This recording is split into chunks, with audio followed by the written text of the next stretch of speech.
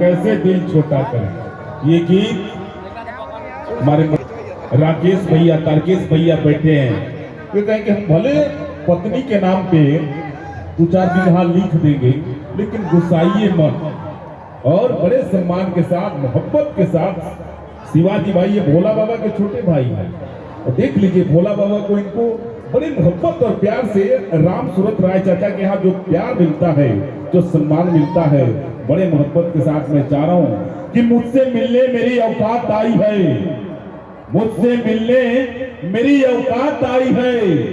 मकान मिट्टी का है, बरसात आई है, सुना है साहब नया जख्म देने कौन मात आई है।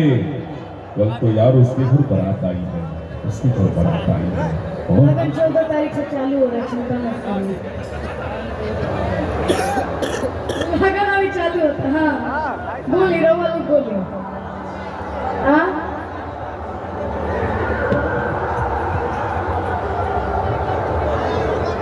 अच्छा सैड सॉन्ग का फरमाइश आ रहा है, उसके बाद सही था कि दिल ना लगे अरे फिर आप सब लोग बैठ जाइए।